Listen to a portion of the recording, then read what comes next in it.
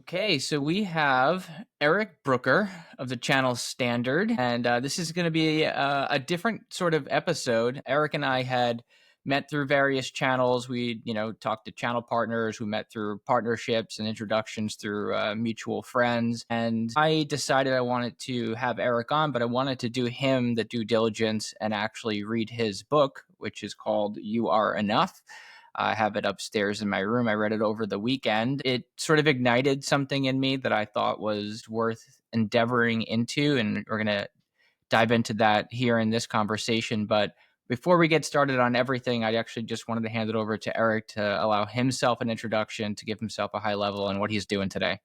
Daniel, first of all, thank you for having me. It's an honor and a privilege to be with you and your audience. I've been in the technology space for about 25 years, which is, to your point earlier, how you and I met, and continue to serve in that telecommunications technology space as I have for many, many years. But about 5 years ago, I started a podcast, and that podcast has evolved into me writing a book, like you mentioned, called You Are Enough, which came out about a year and a half ago. And that has also evolved into me doing a lot of keynote speaking across the globe, talking about topics around leadership, culture, worthiness. And oftentimes I talk about relationship capital in the workplace. As I mentioned, I read the book. I highly recommend it. I will be leaving an Amazon review. I'm hoping that this LinkedIn podcast serves and carries a bit more weight than an Amazon review, but of course, everything helps. So I'm here to support that.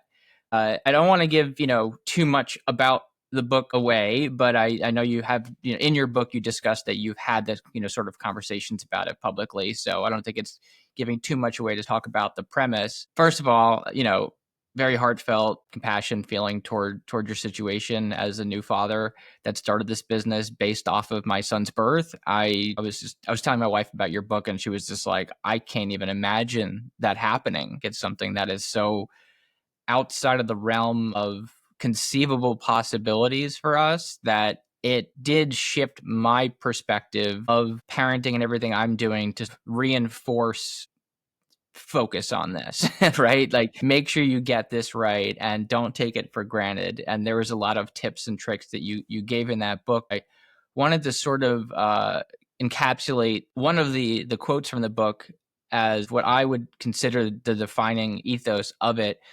And it was a statement that said, "Hello, my name is Eric Brooker, and I am the child of a divorce."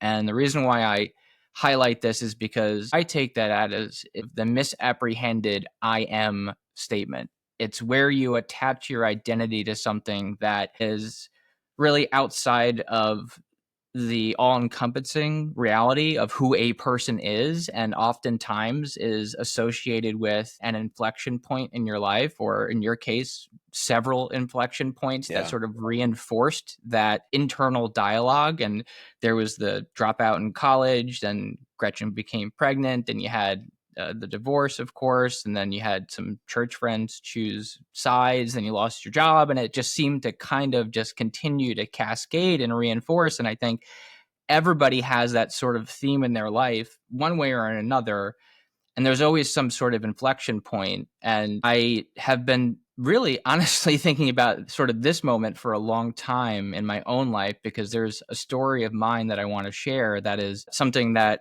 I don't think most people see coming, but it is. And it sort of tails in from a lot of the stories that you were telling, and a lot of them were related to, losses and the actions that people take when they don't feel like they're enough. But I'm not someone who's distant to the experience or idea of depression. In fact, in my earlier teen years, between the ages of about 13 and 14, I spent almost 2 years completely disconnected from mainstream society due to depression and suicide attempts.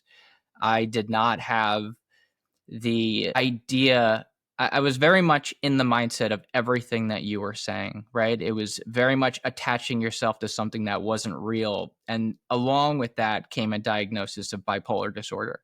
And that's something that I think that no one really talks about. And I, up until this moment, didn't really have the balls to talk about. And it's not because of the fear of, rejection and the blacklisting and the assumptions and the ignorance, which is, trust me, plenty out there. But for me, it was because about 10 years ago, sort of the culmination from the 10 years prior to that, I sort of got smacked in the face by reality and turned my life around. And, I have no criminal record. I've never done drugs. I don't have anything, no big, news story to talk about there. But I've, of course, always had that sort of deleterious internal dialogue and that susceptibility to things like depression, anxiety, and things like that going on. But when I turned my life around, I made a promise to myself, and I will say to God, although I'm not a very religious person, is that I said, I'm not going to use this in any which way as a crutch or even as a central point of my life. It was entirely due to the need to prove that I could do everything I wanted to do, that I would set out to do, without having any identity tied to the label of a diagnosis. So I went out and just did everything without that. And I wanted to be able to prove that. And now I'm at the point where I now own my own business. I had the courage to go out and do it my own. And that didn't come until I had my son, because that internal dialogue, while I was successful and doing well and achieving and winning awards and all that stuff, hitting quota, still always in the back of your mind is that imposter syndrome. And then later on to that, 2 consecutive back to back layoffs. And it's just like, is it something I'm doing, or is it the market, or is it the company? It's always there. And I don't want anybody to think that, me doing this, right? I started a podcast. I had no idea where it was going to go. I just said, this is what I want to do. Right. So before I keep going any further, I just want to stop there and give it to you for reflections and questions. Hey, it's interesting to me. When I got my first speaking gig, I had sort of set out to the world that I was going to start speaking about the book and about a few other topics. Again, relationship capital, leadership, culture. What I started to realize is, to some degree, we all suffer from imposter syndrome. But I was in Orlando, just north of Orlando, a couple weeks ago for a talk, and what I realized, and I share, is that everyone in that room is going through something. Every single person that showed up to this annual kickoff for the company I was speaking for, everyone's got something. And the downside, or the things that you and I have talked about, the depressions, the suicides, addiction, they can be far less significant to you and I and still seem really significant to the person going through it. As an example, you may have gotten a flat tire this morning, seemingly insignificant to most of us, except it's 250 to 300 bucks. Maybe it's $400. And that might be that moment of significance. So the reality of it is everybody we interact with, pregnancy, miscarriage, life, death, depression, diagnosis, all of these things led me down the path of the realization that I wrote about what I was going through. I wrote about what some of my former podcast guests were going through, or family members, when I take into account the story of my sister-in-law. But we're all going through something. You shared very vulnerably, and I appreciate that, your struggle with suicide attempts and bipolar disorder. But the upside that you also shared is that you started your own business, that you've had a child, that life is, all things considered, going in the right direction. And when we assume positive intent, when we take into account positive intent, the person on the other side means well, oftentimes that human interaction is so much different. When I ask for a gluten-free bun and they bring me a regular bun, I don't think anyone in the kitchen was malicious thinking, I'm going to put gluten on this guy's bun. No, it was the fact that they've been diagnosed, or their mom was diagnosed, or they got the flat tire. The same at Starbucks or Target. These little mishaps throughout the day. I just found out this morning, my wife got in a car accident a few weeks ago.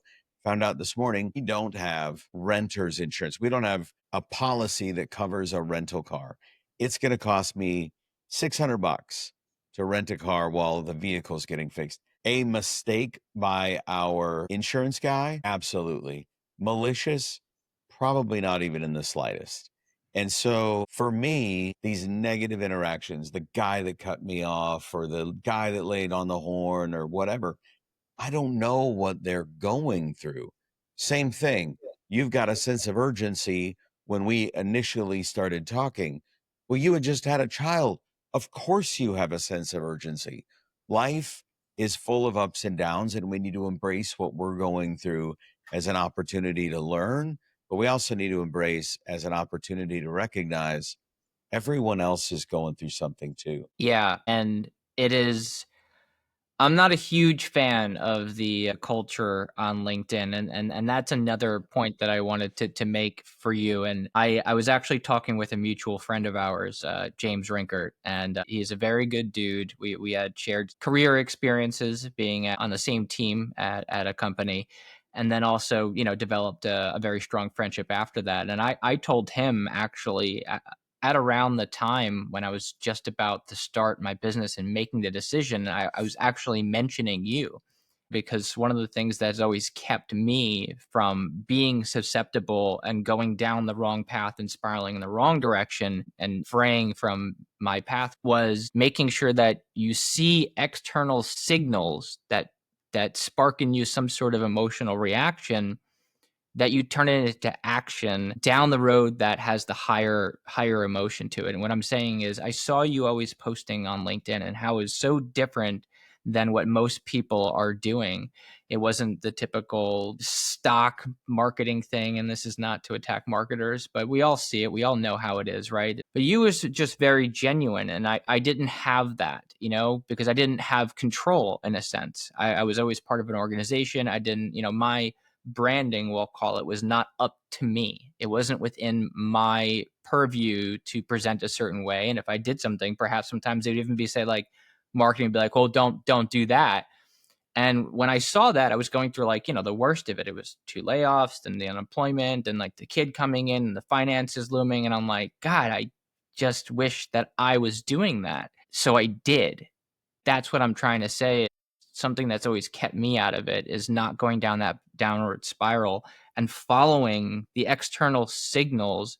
And instead of letting you get beat down, you lean into it and you become that thing because something inside of you, call it a calling, whatever it is, right?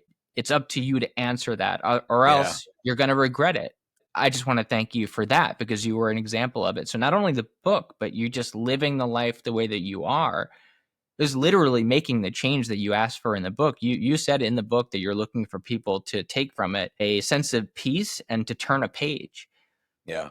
I'm telling you, in two separate instances, that I've turned two monumental pages in my life simply because I was exposed to what you're doing.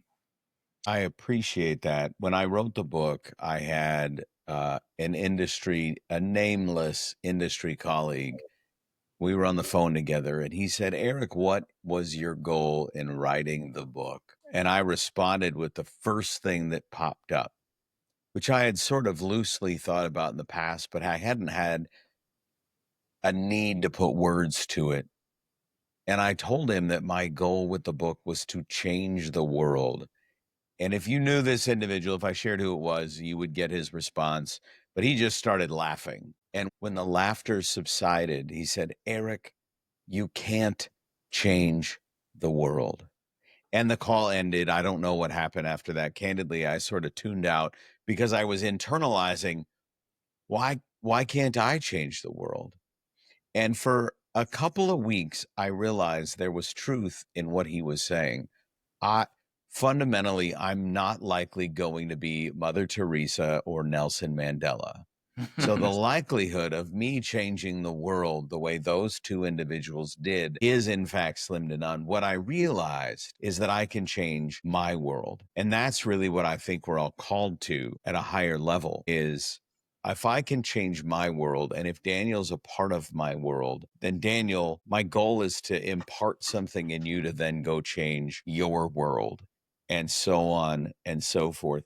The LinkedIn thing, candidly, I think it was mostly ignorance. Nobody wanted to know about the spiff or the promotion that my company was offering. What they wanted, I thought, was to get to know me, the person, because what I was looking for on the other side was to get to know you, the person. And about 6 months into doing it wrong, what I realized was I had found myself. I was able to put words to things that I had otherwise struggled to share in a corporate environment. Now, it did not come without cost, because to your point, I had an employer or multiple employers.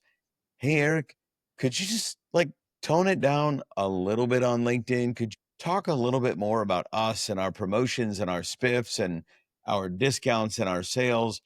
And it dawned on me, man, people buy from people they like and trust. And if I'm authentically me on LinkedIn, Facebook, Instagram, whatever, then people are going to find me. And if they like me and trust me, a transaction is easier to occur. So actually, me being me felt better, but it also served the corporate purpose, which I ultimately left 2.5, 3 years ago anyway. I can relate, and anybody who knows me, I think if you were to survey the earth, I think you'd be very, very hard pressed to find anybody who didn't say that I was authentic and genuine. But there was that other element, sort of, that I'm kind of in a way revealing today, that it was always the next tier of truth. And again, I mentioned the reasons why I didn't, but the idea that repeating a marketing message is more valuable than actually making human connections, to me, is just so unfathomable. Yeah. I can't imagine it. I started this podcast because of the fact that I wanted to learn. I need to learn in order to be able to sell. I need my customers to be able to see that I'm having conversations with people that know what they're talking about beyond just me. I look like I'm 20 years old, which I just shaved my beard. I'm asking people, business owners and C-suite executives, to trust me with my decision making. And they're like, well, who's this guy? Right? I know I can sell. I know if you put me in a room with someone, I know that I can help them. But how do they know that? And then the second question is, what we're talking about is, who are you? Can I trust you? Are you some snake oil salesman, or what are your motives? Yeah. And so that's the part that I like to get out there. But I'm not ignorant, I don't think you are either, of what other people's perceptions might be. People out there, somebody out there right now watching this on LinkedIn, there's a little clip that I'll post, right? Somebody's watching that, just like waiting for the jugular. Someone's just Yes. waiting to take me out. And like, I'm not ignorant to that. I'm not naive. But I think the smartest thing you can do in life is to choose the battles that you're going to be in, rather than waiting for them to come to you. And there's a certain, like, so there's a certain wisdom in knowing that there's always going to be a challenge and a pain that you're going to face.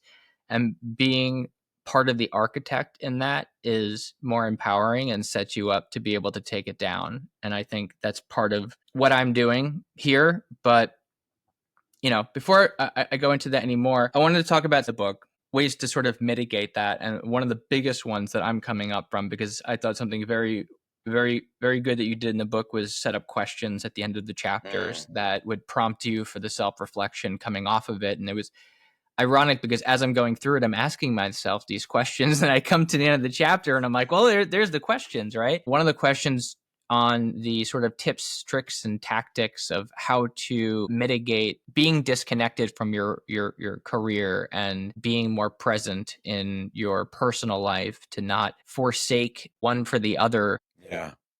was put the phone down and put the social media down. Because fortunately for me, my rock is my wife, and she's extremely, like, I told her about this, that I'm like, yeah, I'm gonna go on, I'm actually just gonna like tell the world the things that they need to talk shit about me and to do whatever they got to do. And then she's like, I don't care. She's like, go do it, be you. She's like, I'm totally fine with that. That That's could be a awesome. very, very different conversation depending upon who you're with. And I've been in relationships where that was different. But what I'm getting to is being present. And I mentioned my wife because one of them is putting the phone down. And every single person watching this knows that, right? And I am always on my phone because, as a founder and entrepreneur trying to build a business, getting traction, then losing traction, then finding a really big leap, and then going 3 steps back, I'm constantly needing to keep my eyes and ears open, take feedback, work weekends, you name it. I rarely put my phone down. So I think that's something that we need to talk about in a practical way, because how do you put your phone down when you're trying to implement an SD-WAN deal? Like, I just closed one, right? Great thing that happened. But now I'm sending current invoices and phone numbers and business hours and making sure everything gets done in time. But a lot of that I'm doing at 11 o'clock at night.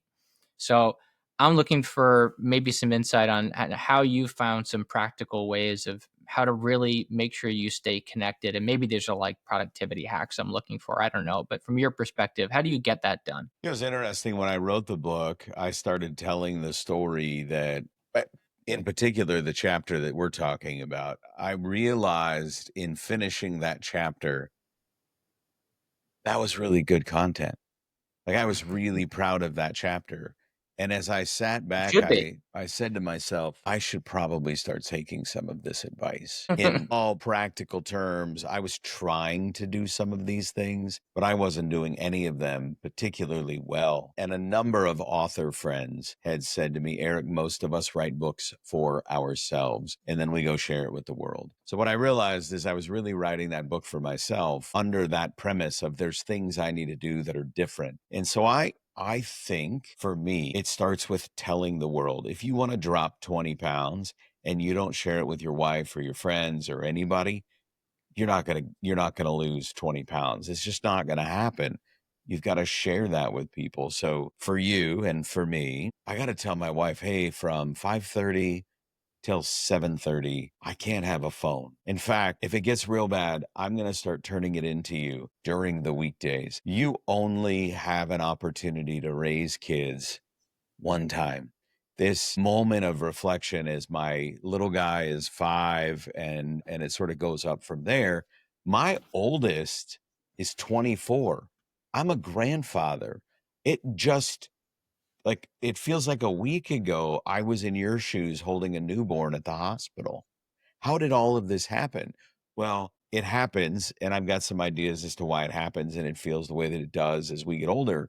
But it also happened because I wasn't as present as I could have been. I've missed those moments because I chose to respond about the SD-WAN deal versus putting a little blurb at the bottom of my email or in my voicemail that says, I will reply within 2 hours. That means that 5:30 to 7:30 sacred moment that can remain sacred. Nobody is going to expect you to always be there. We have this self imposed idea that we always need to be there. My dad said something to me years ago. They were like going on a trip or he was having surgery or something. And I said, what happens if? What if there's an emergency? I can't reach you. Because they weren't like taking their cell phones or whatever it was. And my dad, in sort of a callous way, was like, Eric, if I die, I'm going to be dead 2 days later when you find out. I'm still going to be dead. Like, the likelihood of you being able to fix or solve, it's still going to have happened. And so I think in some ways that gave me permission to be a little bit more present. And for full transparency, I still struggle. I had the laptop in hand watching the basketball game with my 19-year-old last night, but just trying but letting people know that you're trying to be present. And then I just want to say to your earlier point about being yourself on social or just being the authentic you out in the real world. I learned really early on when starting a podcast sort of made me a public figure. Some people aren't going to like you. I have an agent in the Midwest. He doesn't like me. Okay. I have a guy that he was one of my first reviews on my podcast, an iTunes reviewed. 3 letters, 1 star. MEH. Meh. That was his review for my podcast. I spent weeks figuring out who this was. I leveraged all the tools, paid subscriptions, unpaid Google searches. You know what I find out? I found out that I went to like high school church youth group with this guy, and I probably said something to him 30 years ago that upset him, and he doesn't like me. And he went as far as writing a bad review on iTunes. Whatever. Not everyone's gonna like you, and that's Yeah. okay. That reminds me of the people that you see on social media, like an Instagram or something, and somebody comments underneath it, and they always say like, "Who cares?" And it's just like, well, obviously you care because you took the time to Yes. sit there and respond to it. And yeah, of course, I'm not trying to, I said in the beginning, on an earlier episode, I'm not here to create popularity. I've stated my goals for this podcast, and they are where they are. They're not to become famous. You could change my title to peasant, and I wouldn't give a shit. It is exactly what it is. It's not why I'm doing this. If I wanted to do this for money, I would have stayed in sales roles paying me mid six figures on salaries with commissions that were, Yeah. double that. And given that maybe the economic winds or the organization's timing that I was at, things would turn out just fine. I'd be back to the honeymoon in Switzerland and the cruise in Mediterranean and 2 weeks in SoCal, right? And that's wonderful, but that's not why I'm doing it. I'm doing it for, and I pulled this out from behind me before, and this is the book that I asked for your address. I'm going to mail it to you. It's Nice. the five types of wealth. I don't know if you've heard about it. I think it was recently released by a guy named Sahil Bloom. But I saw a post on it, and it was on Instagram. I followed him, and it was graphs of time, and it was like 5 images, and they were overlaid, and there were graphs of like from birth till death at like whatever 95 years old or something, and it was where you spend your time with family, with groups, with friends, with loved ones, by yourself, and so on. And they were all individuals, and then when they overlaid them on the last slide, you just saw that you get this much time with your kids, and Yeah. then at the end it's mostly just you and then your partner. And it's like very clearly the polarized understanding of that is like your partner matters, your children matter, your career and your friends, they matter, of course. And I'm not saying to discount these things, but in the beginning, as it was in the beginning, so shall it be in the end, right? You better be the same person who you started with, and you better be cherishing the people that are the most closest to you, Yeah. because in the middle, maybe not everything. Like, you look at the rates of depression, and even things like suicide, or even just early untimely deaths. When people retire, the rates of their happiness plummet, and like they die faster than at Yeah. rate when they're working, because what happens is that engine that was driving you, or I'll say not the engine that was driving you, the cart that was pulling you, sort of is no longer. And then it's just like, what am I doing? So a big thing for me in starting this, again, with the whole podcast, was being myself, and then having something that was in adherence with a larger goal in my life, which is to be there for my son, and to show him that you can do what you actually care about doing, and you don't have to Yeah. follow the mainstream. Yeah, 100%. I think, and my dad and I just had a conversation the other day. He was talking about, Eric, you're in your prime earning years. You've got 10 years, go make as much money as you can. And I don't want to be dismissive. We just bought a new house. I've got bills. We've got 3 cars, 7 kids.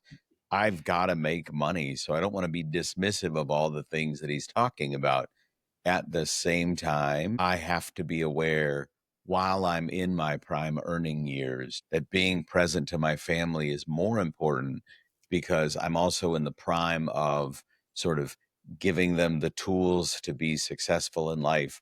My son, 19, said to me last night, I was going to bed, and he goes, "Hey, do you want to play pool before bed?" We got a pool table in the kind of in the living room in the basement. And I was like, "Man, I'm just tired. I'm going to go to bed." And then I had that sort of thing on my shoulder saying, "Just do it. What is it, like 10 minutes?" So I told him, I said, "Rack them up. Let's go." And with some luck, he tossed the 8 ball in early. So he was like, "Good game. I'm going to bed." It's 10 minutes of my time where I put my phone down, the TV was off, and I had the opportunity to be present.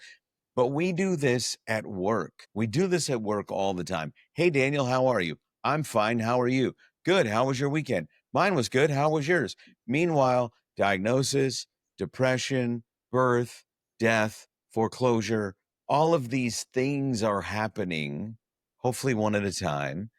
All of these things, that flat tire. I don't have the money to change a flat tire, man. I had to Uber to the office because I had 25 bucks. I didn't have 400. We don't talk about these things, but in the workplace, when we get real and more authentic and more genuine, and I'm not saying everyone needs to open up and share depression and suicide and the things that I wrote about in my book as well, but we can get a little bit more vulnerable. "Hey, Daniel, it was all right, man. Man, I spent the whole weekend painting my daughter's room." Kind of a bear of a weekend. "I'm honestly glad to be back at work." That that lets people in just a little bit. You mean not the hope you're well emails is what you're trying to get at? Bingo. Yes, yes. Bingo.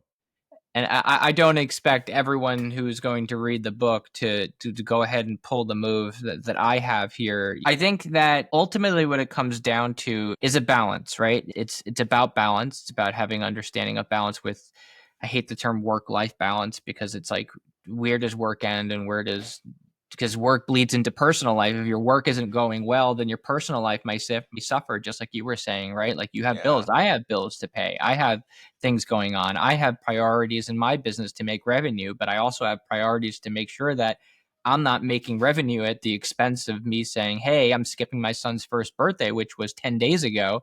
I had to be a part of that. You know, I could have been like the dad who was like, "Oh, I'm going to work through that," but I'm like, "No." Like yesterday, we went out to White Post Farms, a little place around here. I said, "Hey, I'm taking off Saturday. I made a commitment to somebody. I got to make sure this book is done before the podcast." And she was understanding about that. And I was like, "I'll trade you. I'll make sure I'm around for Memorial Day, and we'll be able to, to spend the day together." But at the same time, I probably didn't have to answer that email about the SD-WAN at 11 o'clock when my friend got back to me. I probably could have waited to the day before. But the mindset you get stuck in is, I'm responsible for this. If I don't do it, then I'm not enough. And that's what your book is about, is being able to draw that delineation between the two and operate in a psychological mode that is healthy and has balance to it, while also just making sure things get done. What's so interesting to me, and you addressed a few minutes ago, not everyone's going to come out and share. But I will tell you, and again, I keynote all over the world, and after every single talk I've ever done, someone, generally multiple, walk up to me to share their story of suicide, depression, addiction, loss, estrangement. And I just had a woman the other day. I gave a talk a couple weeks ago in the East, and she sent me a note. Hey, happened to be my birthday when you gave the talk, which seems irrelevant, sending me an email. But what made it relevant was it was her first birthday without her mom. And I talk about a year of firsts in the book. And that year of firsts is really hard. And I don't know that she told anyone that she works with, but she chose to share with me. When you choose to share openly, again, it might be, hey, I painted the house this weekend. Well, why are you painting the house? Well, we're trying to move to the other side of town. It brings a level of depth when you see the email and you choose to make a difference. Hey, I'm out here at the farm with my kids. Let me get back to my desk and I'll email you this evening. You have established trust, rapport, and relationship with that client. Oh man, I didn't even realize you were married. How long have you been married? Do you have any kids? What's like all it opens the Yes. door to conversation. And maybe it's for a while as you iterate into, I'm not even going to take the phone to the farm. Maybe the iteration is, I'm just going to reply with one sentence. I'm out of the office for the next couple of hours. With my family, can I email you when I get back? And that brought me to another thought in my mind of this concept of networking, right? And who's your network. And while I've only just shared a specific label and things like that on this podcast, it is no secret that I'm just that type of, you're going to get what I really feel Yeah. type person.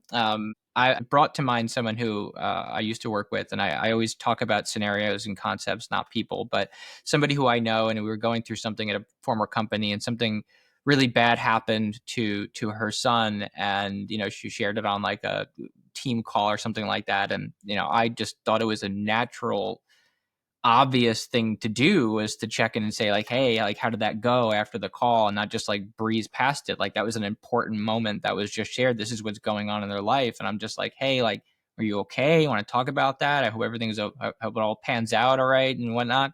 And she like shared with me, she's like, you're the only person that responded that way to even say anything. And I'm like, to me, it like blew my mind. I don't understand that, and that's the antithesis of that "hope you're well" email. I get "hope you're well" emails from people who are prospecting me that never even met me before. It's like, why do you Yep. hope I'm well? But I also mentioned that because I recently just reached out to her for introduction, possibly for a podcast guest, and she works at a company that potentially I think would be a good fit for the podcast.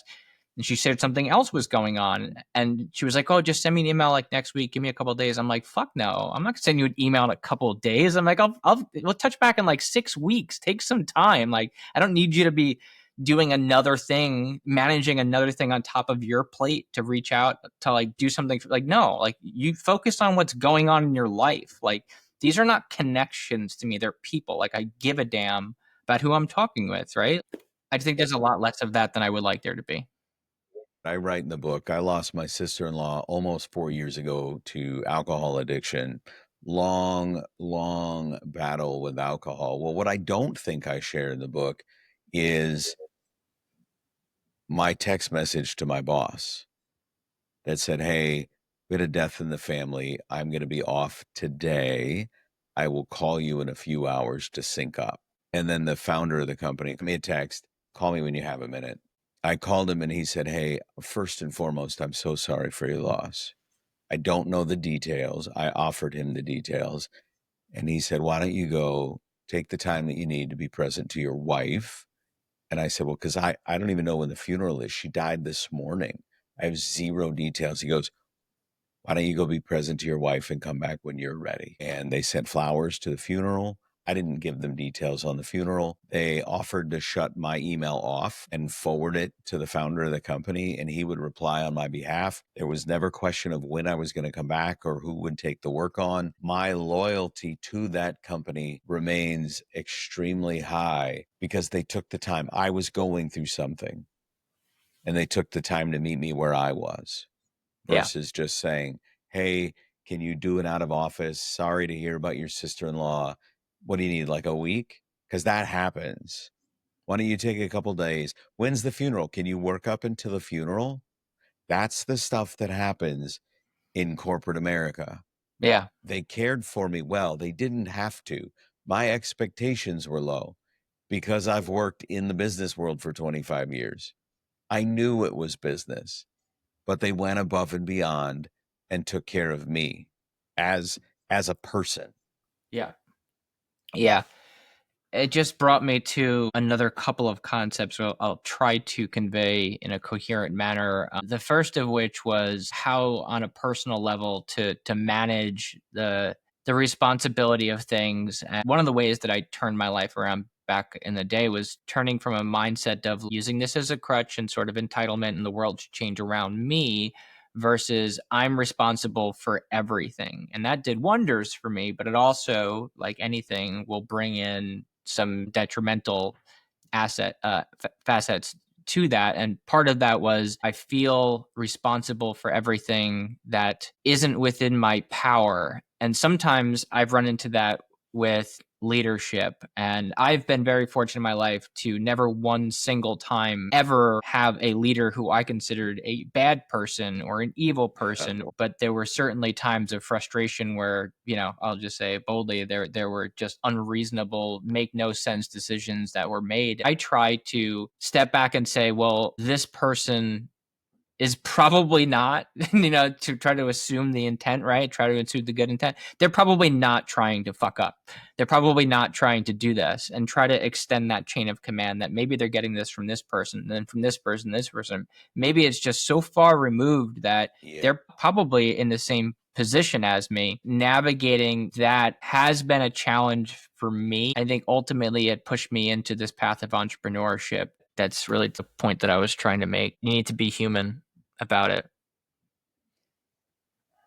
People appreciate the humanity. I think, especially now in a world filled with AI, people appreciate the authentic human interaction that they have in any capacity. Phone call, FaceTime, Zoom, whatever. People want human interaction. That's what we're all longing for. Yeah, I think that there's also a barrier that prevents certain people from being able to do that. Sorry, 1 second. My wife is calling me. I think she needs me. 1 second. Yep. Yeah, you're good. Sorry about that. Yeah, it was apparently he had fallen and he was upset about things. But say You hi to good? Emmett. Say hi Hey, to Mr. buddy. Brooker. Hey, buddy. Not yet. Hi. You're on the podcast. Hey. This is you. This is your company. You're gonna be running this thing one day, little guy. My wife's gonna come back down in a second and Oh, grab you're him. good, man. We were talking about balance, right? So it's like everything that can happen in the real world, it's not just about managing your own little container of internal and external life. It's you have to be able to be flexible enough to have, the sort of grace and forgiveness for other people. So it's like another challenge on top of that. So it's only more important for you to kind of keep your own house in order, right? In order to be able to handle that and to be a good human to other people even when they make mistakes. Yeah, and we're all going to make mistakes. I think that's the thing that we oftentimes forget. We're going to miss quota. We're going to forget about the TPS report. We're going to do something that fails someone. Some of it's about communication. Brene Brown does a great job. She's got a video floating out there. I think she's being interviewed by Tim Ferriss, and the interview talks about her and her husband in their marital partnership. They've got to work up to 100%. Meaning if I'm 50 and she's 50, then we're at 100. But if I'm at 20 and she's at 20, we're at 40%. Something's got to Yeah. change. We can't give 100% to the business. We can't give 100% to the kids, 100% to the house. And she says we should have that conversation on a daily basis, a regular basis. Having that, hey, I'm at 50, where are you at? I'm at 60, I'm at Yeah. 70. If you don't equal 100, then it's time to have a conversation. But that Yeah. same analogy works in the workplace. Daniel, if I work for you and you're having a rough week because your son took a tumble and I'm having a rough day because whatever, we can't pay the mortgage. I'm at 20 and you're at 20. None of us are going to accomplish anything meaningful. But if you walk in at 20 and all I need is a cup of coffee that'll get me to 80, let's go. Like Yeah. that's it. But we got to communicate this stuff. My wife had sent me that again. I think it was like a social media thing. She sent me that like a while ago, and luckily we have a pretty good communication dialogue going on. We have our rough spots here and there, but on the general whole, we're very good at communicating where we are, and we're like the same person, so we don't take each other's crap, and we, if we get things done in terms of conversation, pretty quickly. We don't dance around things. And then on the flip side of it, if you were given that grace by whoever the other party is, maybe there was a downturn in productivity or whatever, right, for a short while. But then when you come back, are you coming back twice as strong? Are you coming back 3 times as productive? You have a clear head. And maybe did you get this reset that puts you into a mindset of like, oh, remembering where I am, maybe that broke me out of the sort of frayed daily operational mode that I was in, right? Maybe you come back even stronger. And then there's also that intangible factor you were talking about of having that human loyalty Yeah. where you feel more attached to the outcome rather than it just being your obligatory occupational duties, right? And there's a Gartner survey from a couple years ago that talks about loyalty as an individual contributor. I'm going to be more loyal. I'm going to be more likely to refer our place of employment as a desirable place to work. I'm going to be seen as a happier person, willing to work harder, all of those things. So for the people that are like, ah, man, I don't want to get personal. I don't want to get real.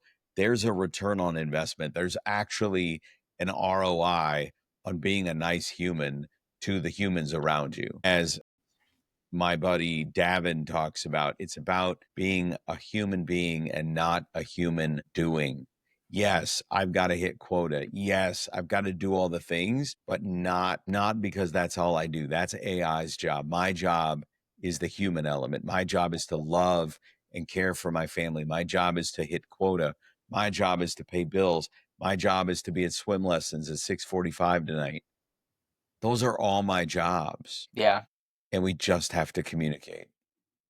And we didn't talk very much about what you do. We talked about your book and experiences that tailed off of it, which is generally how my conversations go. And the way that I like to design it, I want it to be a little bit more free flowing and show that side of things. But on the topic of culture, as I mentioned, I've been very privileged to work with a lot of great leaders, and there's been a few standouts, and some of them were very much in line with what you're saying of having that sort of human understanding and the connection and building a really good culture. And I could say outright that the entire culture over at BCM1 was very much like that. And I was involved with a lot of, all the way up to the C-suite to several individuals. But there's one that I always make a point to highlight, and that was Megan Nealon at BCM1, because she was the director of sales at the time and now SVP of revenue. And she's one of, if not actually, I'm not gonna say one of. She is very clearly my favorite person I've ever met in my career for several reasons. We've always had just a good friendship in general, and she's sort of on my council, as you have in your book, right? She's always somebody I can throw an idea off, and she'll tell me the truth.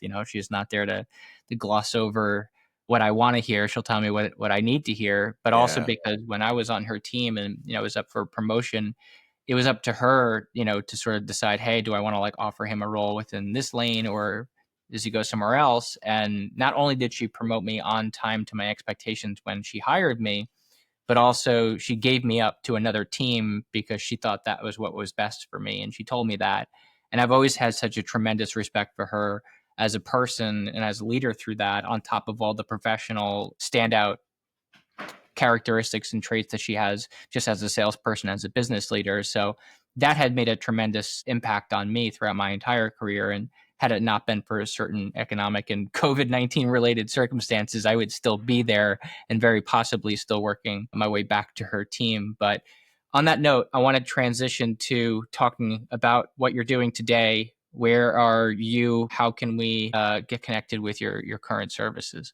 Yeah, so I appreciate that. I mean, the short answer is I help suppliers and vendors in this tech space ultimately drive more relevance and revenue through events, through structured sales process, structured marketing process. I mean, I more or less operate as a fractional channel leader, either sales, marketing, or operations, trying to help build a platform outside of just the product that you're selling that is sustainable for the growth that the channel has to offer. So the fractional business is a large chunk of what we do, as is recruiting. So we've got a whole recruiting practice. So whether that be someone like BCM1 looking to hire channel people, marketing people, sales operations, whatever, all the way through someone like yourself looking to get back into the workforce, looking for a role. We do all the culture vetting, we do all the leadership, we sort of pre screen everybody. But what I really think that we do better than anybody is we have a pulse on the people that are looking quietly. It's easy to find the job hoppers that are looking every 6 months. They're pretty public. Oftentimes they're out of work. That's not necessarily to say they're bad people, but we will vet them out. We will also vet out the slew of resumes that we have of very qualified sales and marketing operations folks that are quietly looking, that have been in the same role for 3, 4, 5, 7 years, and they're looking for a change. That's on the on the recruiting side. That's a big part of the value. And then the last thing we do is a lot of marketing initiatives, anything from marketing slicks to taking over LinkedIn and other marketing channels for you as an individual or your company. Well, I think there is, and we had some earlier conversations about this back in like late September, but I Yeah. think maybe want to revisit that based off of some developments that I've had, and I'm currently working with some suppliers on this sort of thing, but I don't have really more than 2/3 of what you offer. I focus on the go to market consulting and the actual marketing production and sort of processes and things like that. But I don't work on the tech side and I don't work on the people side.